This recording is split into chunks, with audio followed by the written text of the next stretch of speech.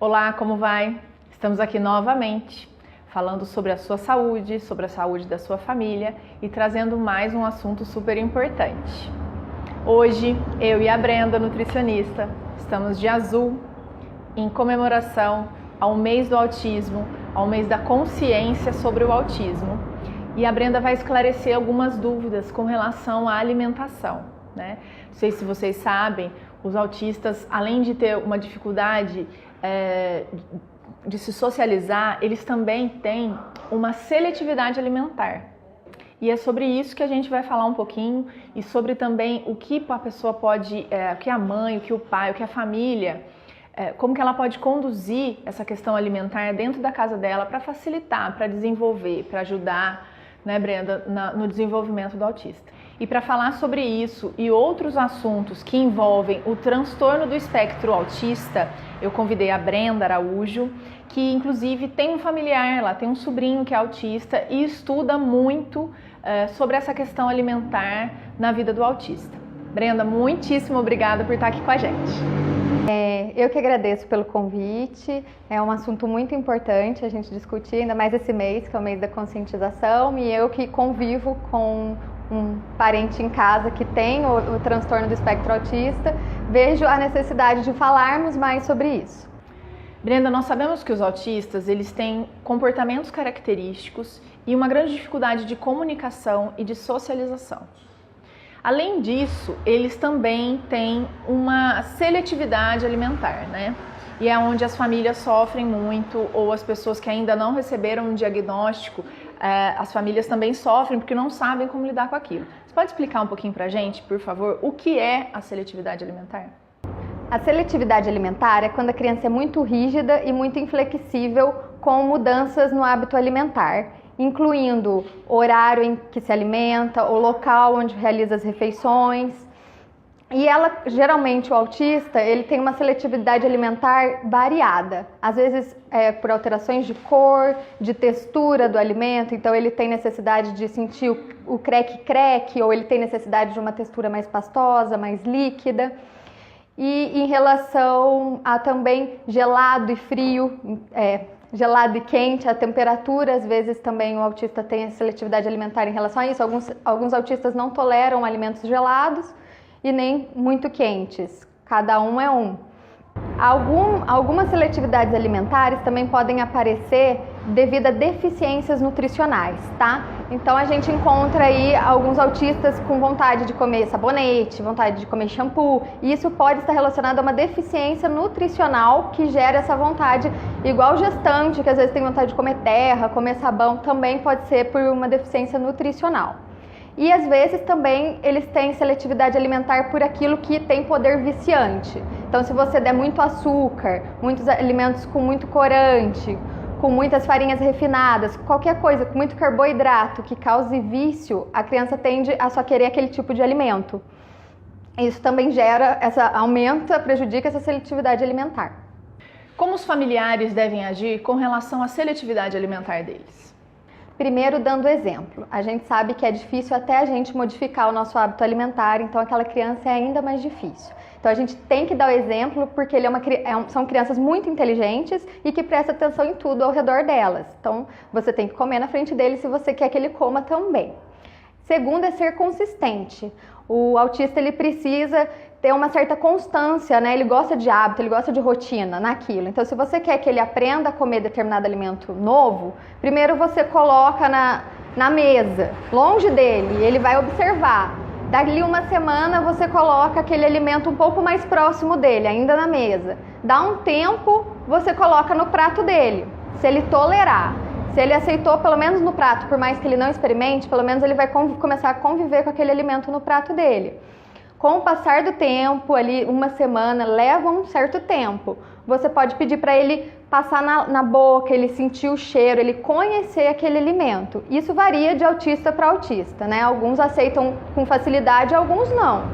Então, aí com o passar do tempo, você consegue que ele prove o alimento.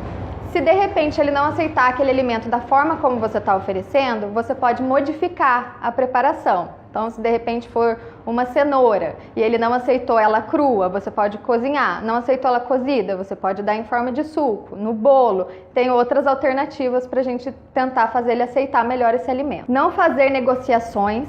Então, não negocie sobremesa se ele comer. Isso para todas as crianças a gente recomenda, né? A gente não indica que os pais realizem negociações, porque isso faz a criança associar a só querer a sobremesa que é boa e o resto da alimentação é ruim, e com o passar do tempo ele vai resistir à alimentação saudável para querer só a sobremesa. Jamais retirar do prato do autista algum alimento que ele já aceita e de repente ele diz que não quer mais. Se ele disser que você quer que retire do prato, não retire. Insista para pelo menos deixar ele afastar. Porque se você retirar por muito tempo, ele não vai aceitar novamente aquele alimento. Aí a tendência é ele ficar cada vez mais seletivo, mais pedir para você retirar alguma coisa.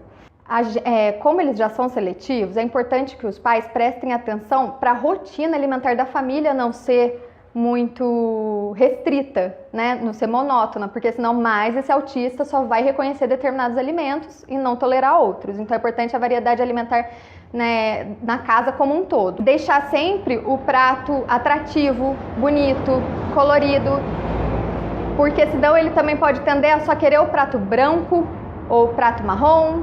Ele pode ficar cada vez mais seletivo. Ele agrada o visual agrada aos nossos olhos e ao das crianças também. Um outro ponto que pode ajudar na seletividade alimentar é você colocar o seu filho para ajudar, né? Ajudar a preparar os alimentos. Isso pode causar um maior conhecimento dele, uma interação melhor com o alimento e vontade dele experimentar. Isso para todas as crianças. Não só os autistas, mas todas as crianças gostam, por mais que elas acabem atrapalhando um pouquinho, é excelente para o desenvolvimento deles em relação ao conhecimento com o alimento, o contato com os alimentos. Sentar a família unida na mesa, sempre que possível, ajuda.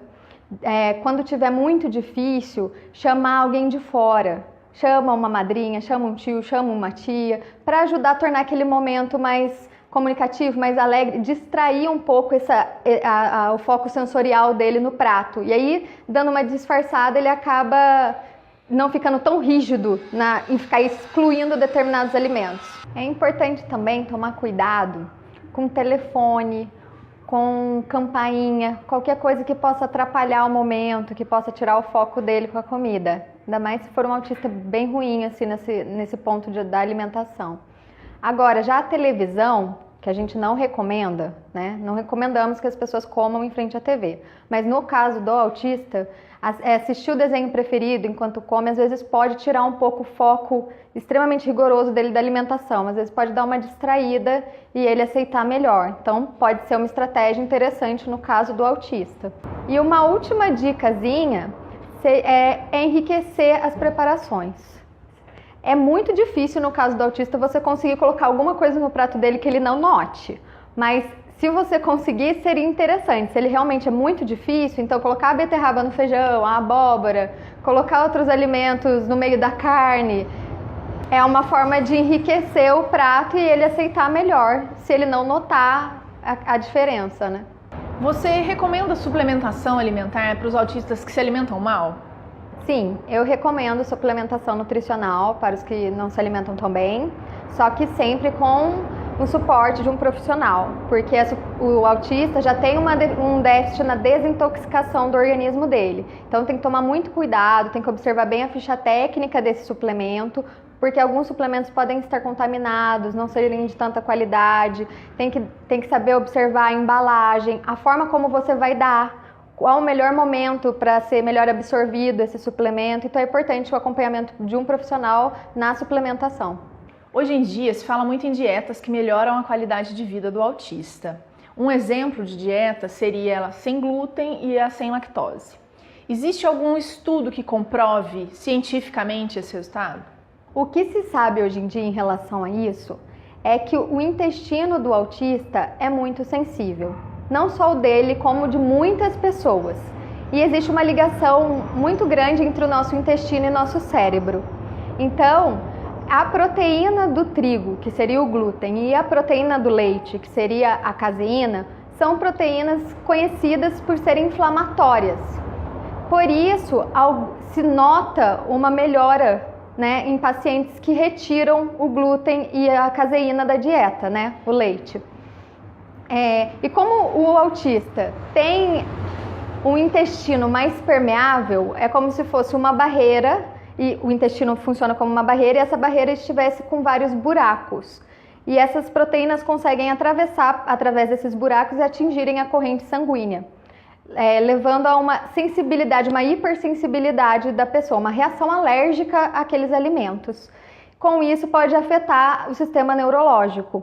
Então, quando se retira, se vê uma melhora, por isso é a recomendação. Mas os estudos científicos são com base nessa sensibilidade intestinal. Não existe um estudo feito com autistas, até porque é um trabalho muito difícil se realizar um estudo com autistas e ter certeza que ele não se contaminou durante o estudo com glúten, que ele não consumiu, né? Porque você teria que ter um estudo com metade fazendo a dieta com o glúten e o leite e a metade sem. É muito difícil.